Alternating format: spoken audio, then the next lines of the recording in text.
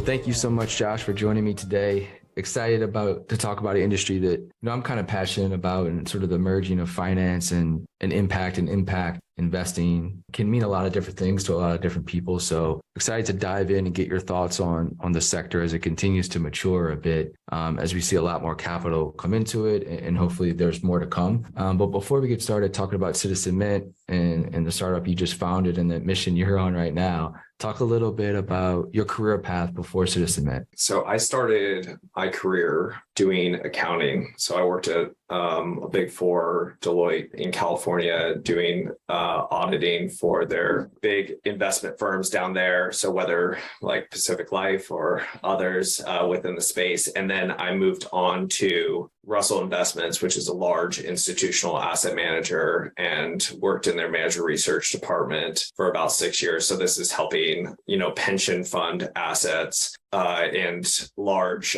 mutual fund business that we had there at the firm. And then I got recruited over to a large wealth manager in Seattle. So I was the director of investment strategy and research for a company called Laird Norton Wealth Management, which was about a $16 billion wealth manager in the Seattle area. So you've seen a lot of capital move in a lot of different ways. During your time there, how often did sort of impact investing come up? Was it in the ethos just in the last 24 months? Was it longer than that? I guess, what was your introduction to impact investing? And did it come up at all when talking with these big, pension funds and other big funds you were discussing with? Yeah, no, definitely. It was kind of this evolution throughout time. When I was at Russell, it definitely was coming up, especially really started with European clients and their interest in, moving to more ESG, which, stands for environmental, social, and governance standards, and reducing the negative externalities of the businesses that they're investing in. And then as I moved into the wealth management space, there's a lot of clients who have very specific issues that they're passionate about, whether it's climate change or housing affordability or education. And we saw this also massive shift within the industry where essentially there was a lot of very large asset managers or new investment talent coming out of large asset managers that were creating funds related to trying to have a better impact within specific areas. So it continued to grow, and it continued to grow within our client base, where people were asking about it more and more and trying to think about how to align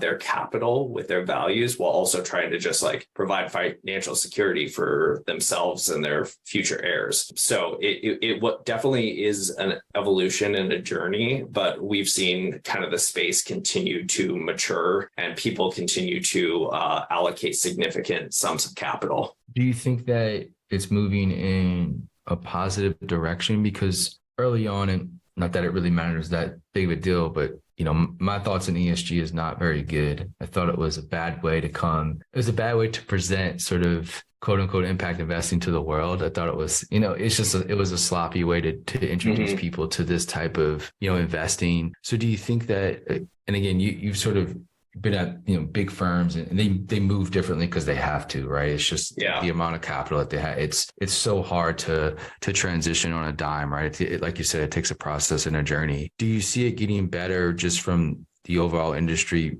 trying to be a little bit more focused on the definition, on really doing due diligence and trying to find a way to really define the space correctly and not be so nonchalant with it? Yeah. And I think, there's definitely, we try and, differentiate ESG from impact investing and SRI investing. Socially responsible investing really focuses on essentially divesting from things you don't want to invest in. So whether that's, say, alcohol or tobacco stocks or nuclear stocks, or weapons manufacturers. And then you kind of move over into the spectrum of ESG, where it's like, hey, you have all these stakeholders out there, whether it's your clients, customers, the environment. And it's like, how do you reduce those negative externalities of those operating businesses? So when Amazon drives another truck down your road, how are they able to reduce the oil that they're using and try to become a more sustainable business over the long run? Whereas impact investing and how we view impact investing is really saying, okay, what we have these massive issues that we need to solve, whether it's around housing affordability, whether it's around climate, sustainability, education, healthcare. And we don't believe that necessarily the government's going to solve those things. We think that like private capital is actually the best way to solve these issues. And it's like, you can invest in these opportunities because they really are multi-trillion-dollar opportunities and have a positive impact and get strong returns for at the same time. And we've seen that kind of come to fruition where people are saying, oh, there's actually these massive opportunity sets out there, and investors are pouring into the space because of the opportunity set and the ability to do good while also getting returns, which we think is highly compelling and which we're trying to provide to our clients. So talk a little bit about the journey and sort of not necessarily the aha moment, but the decision-making process into starting Citizen Mint, and talk a little bit about the mission and vision of Citizen Mint and why you decided to sort of take that leap. Working within the space, I essentially saw younger generations saying, hey, I need to align my capital with my values. And even like people who hadn't been interested in doing that in the past were starting to become more interested in it. And also at the same time, we saw this kind of like increase in the number and the talent actually of asset managers within the space. And I kind of had this aha moment where it was like, where maybe I was skeptical possibly before of what impact investing was, or could it actually have an impact and get good returns? Like, were they giving up something in this process was always kind of the mentality of thought process from a performance perspective. And I realized, no, they actually aren't. And kind of where the industry was moving, where future generations want to invest kind of all came together. And I said, hey, there's actually this massive like wave of investors coming who want to invest their capital very differently and want to have a positive impact with that capital. And we've seen it kind of in the numbers. I mean, there's $1.2 trillion in private market impact investments currently. It's the fastest growing part of the financial services industry, with 150 billion in new private impact investments made annually. And that number is accelerating pretty dramatically. And so going through that process and seeing all these things kind of push me to be like, hey, I need to go out and this is actually where the industry is going. This is where people want to be. And just thinking about the mission of saying, more people should have access to this particular part of the market. It shouldn't just be institutional investors. It shouldn't just be the ultra high net worth investors.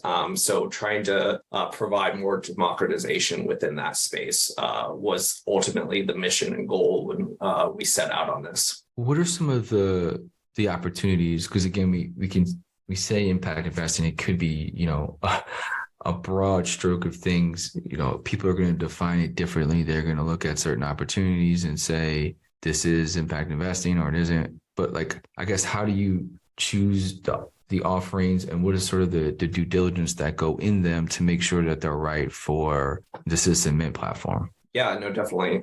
So we have a number of kind of like broad bucket offerings, like whether it's around the environment, community health and wellness, kind of empowerment, but like specifically under that, to give just some examples, it would be, within community health and wellness, maybe affordable and workforce housing. So essentially, that's not necessarily low income housing. That's saying, hey, there's this broad group of the population that's struggling with housing affordability. And, it's like, how do you house teachers and nurses and firefighters and retail workers and put them in a place where they can actually live within 10 miles of where they work instead of having to drive 50 miles?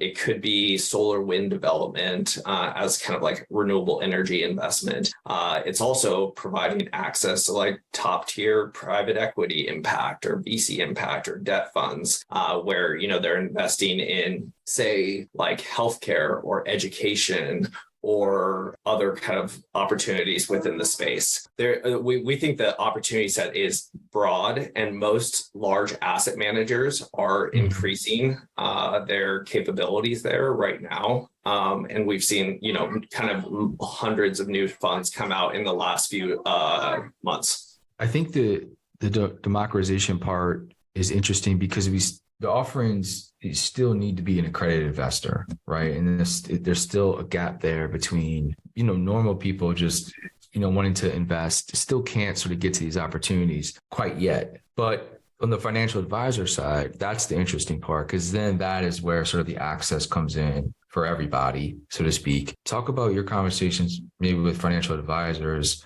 like how are they seeking, the impact investing sector? Because they, to me, could be much more on the front lines, right? Of kind of showcasing this to their clients, right? That's where I think the scale comes in that's necessary. Exactly, 100%. And that is a place where I think there is definite new momentum that we can bring to the universe, where financial advisors, I think in the past have just said, hey, there's too high a minimums for these things for my clients who maybe do have capital, but aren't able to invest. In most cases, it's $250,000 is the minimum. Right. And maybe they're able to invest 10, 25, 50, 75,000 in these opportunities, but they don't know that. They don't know, hasn't been a previous access point where they could do that. And it's really educating, their clientele about these opportunities.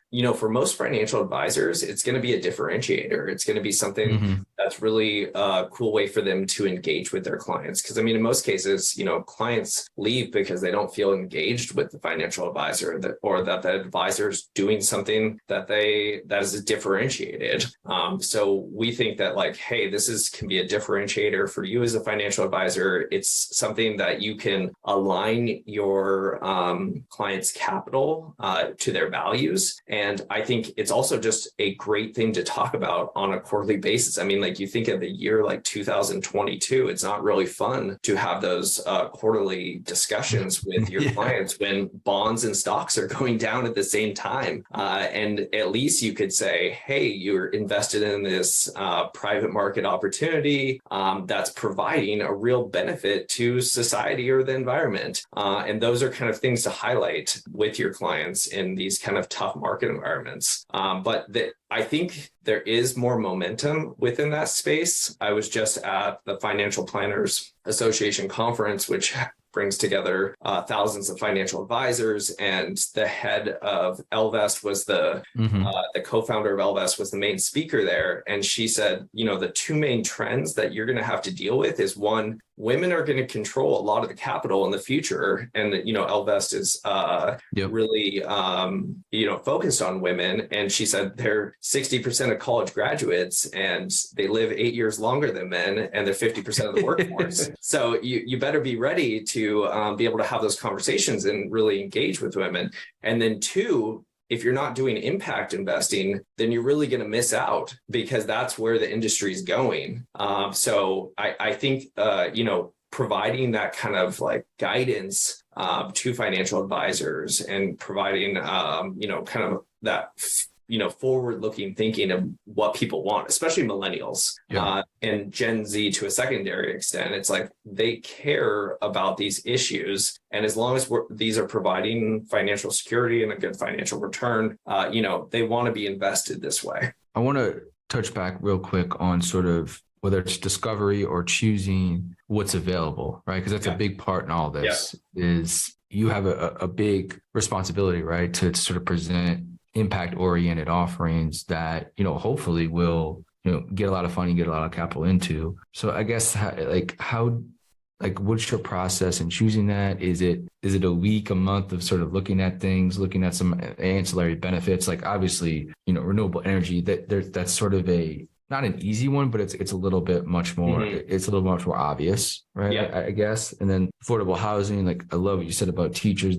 That seems such an obvious thing to have teachers, firefighters live close to where they work. To me, that's such an advantage and a perk that they should get, right? Because we somehow can't pay teachers anything, but maybe there's more benefits for teachers, right? They get access to really beautiful, affordable housing close to where they teach. To me, that is really phenomenal. And hopefully that can scale across the country. That would be amazing. Yeah, just go through that process of choosing stuff. And how do you like to look at things when you're deciding? It does take a long time. And obviously, like just even building the universe of managers. So essentially saying, You're right. okay, we want to invest in solar wind power. Well, there's, 50 managers out there that we can make those investments. So who are the best? And so it takes that time of like, reading a lot of due diligence, meeting with the investment teams of those managers over time, and essentially determining what kind of unique investing capabilities they might have and that they're going to do well through multiple market environments.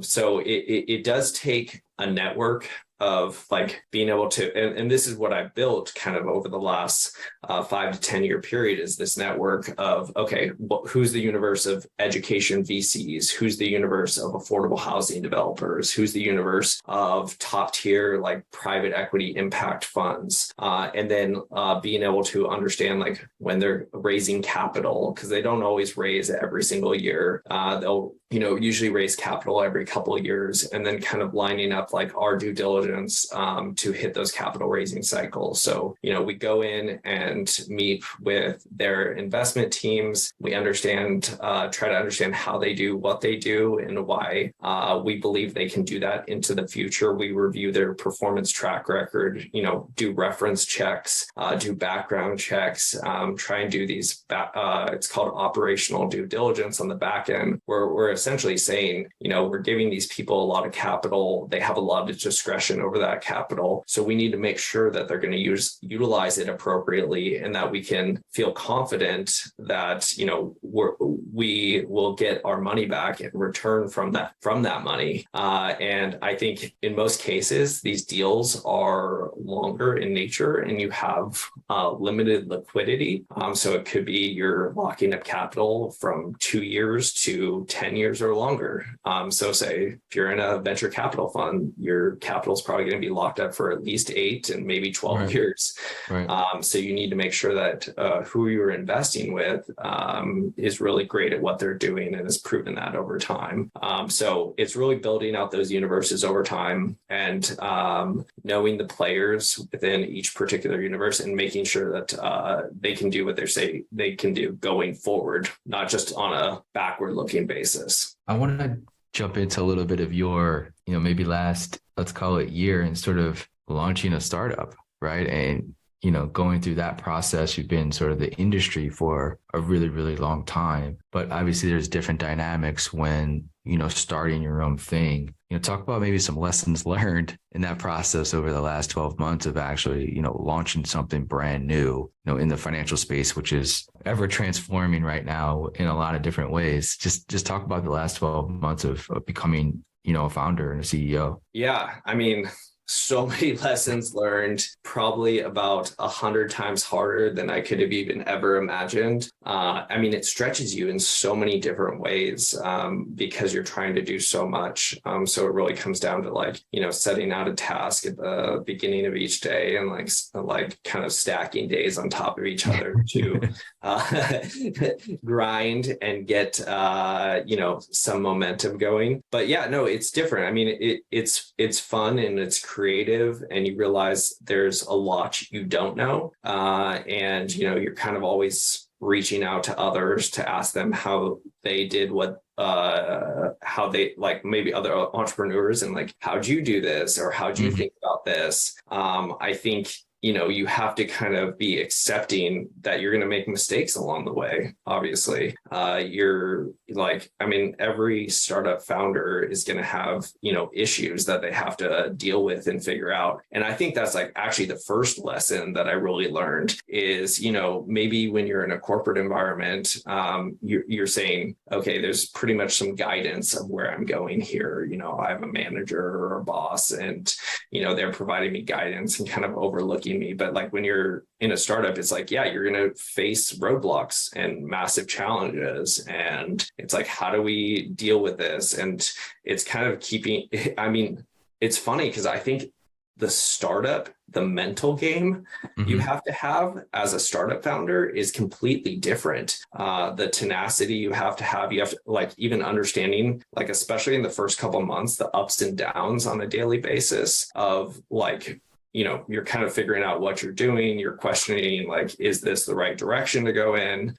You're dealing with like very significant challenges, and just being able to say, okay, it's another day. This is the challenge in front of me, and staying upbeat, I think has been the biggest, thing I've learned through that period. And you start talking to other entrepreneurs, and you kind of hear the same thing. It's like, yeah, the mental like aspects and the ups and downs, and like you have the highest highs and the lowest lows, and it could happen within the same day even.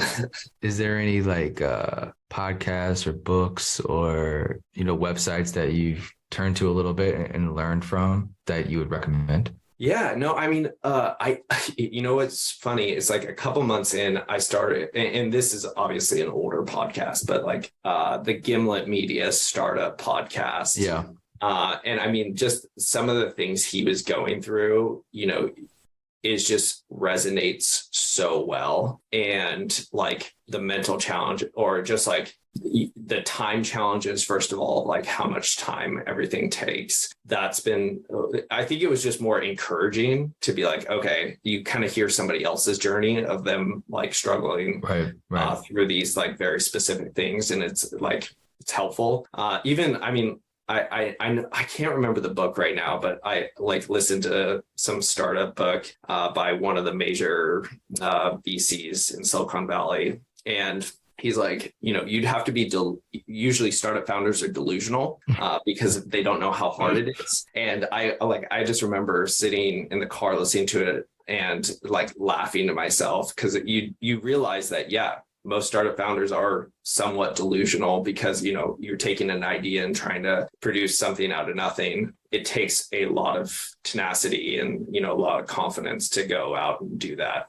No, that's awesome, man. That's awesome. I wanted to touch back on one thing you said earlier around, SRI sort of focused maybe on divesting. And I think that's it's an interesting philosophy on how to do impact investing, right? Because divesting can be a powerful mechanism. Like, what's your thoughts on that? Because I guess divesting to me is powerful, but then you still have the capital sitting that needs to go somewhere, right? Yeah. So I think before it was kind of difficult to divest, but then also put that money to work somewhere is valuable, because I don't know if the opportunities were around a decade, 15 years ago as they are now. So I kind of just get your thoughts on sort of that dynamic. I think there's definitely areas where like divestment is 100% the right way to go. And essentially what you're doing is increasing that company's cost of capital, because, they have to like find money from somebody else. But it just depends on the situation. Is it that impactful, or is there even a better situation where you try to engage with the companies? So divesting from like something where, you don't believe in it, great. But maybe there's also some engagement that could happen with that company where you're like, hey, this company's not doing exactly what I wanted to do right now. But what if we engage with them and say, hey, you can bring in a whole new group of investors who are very interested in your business because of what you could do in the world. And I mean, you've seen some of those kind of actions with like the ExxonMobil with Engine One, and they were able to like have some very significant, I mean, they added 3 board seats of that's crazy. Yeah. And so, and I mean, they were a very small shop at that time when they did that, but they got a lot of people on board on that messaging. There is like actual change happening out of that. There's also like with other kind of like banks, it's like, hey, we want you to be able to fund these specific opportunities, but we don't want you to fund oil sands drilling in Canada in this like Arctic region or something. And we've seen those companies divest from that. Divest from the oil sands drilling. There can be this like real change that happens if you engage with companies, and it can show them essentially like maybe your business will be more profitable without this, or maybe like you will have a lower cost of capital in the future because more investors want to invest in you if you do this. Mm-hmm. And you can make a real business case around it. Yeah, I think that's the key point is companies are companies. You know, they act like companies. Yeah. So you have to show them, you know, an economic model that works. And, you know, I think we are now seeing that it's very possible for sort of impact investments to have that economic return that perhaps people are used to. You know, it just might look differently, which is Yeah. promising. I want to talk real quick 401ks a little bit. And a while back, I was kind of looking, I was like, why is there not like a impact 401k? You know, so people were telling me like, well, it's very regulated. Like you have to, there's only like these like very big players in the game. You can't really have new entries into sort of the market, right? And, you know, I think a lot of people don't really know what's in their 401ks.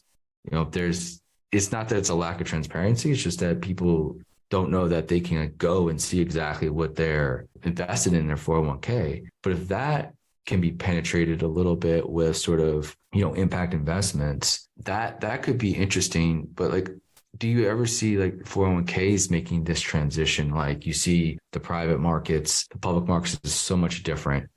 So that'll take a bit longer. But do you foresee any progress in the 401k market where it becomes much more impactful and people maybe, like you said, demand a little bit more from that mechanism? I definitely do. I think there's been, as you said, like there's been some regulations around some of those things where it's made it a little bit more challenging, but there is some players looking to open up that market to allow for whether it's private market investments or just broader investment options within 401ks. I mean, ultimately, it is that person's capital and money, and if they have the ability to, you know, invest in the hottest growth stocks or something else, is that different than investing in, you know, like secure, stable, like private market investments, and kind of like adding those as a differentiator to your 401k and adding that as diversification to your long-term retirement planning. I think it's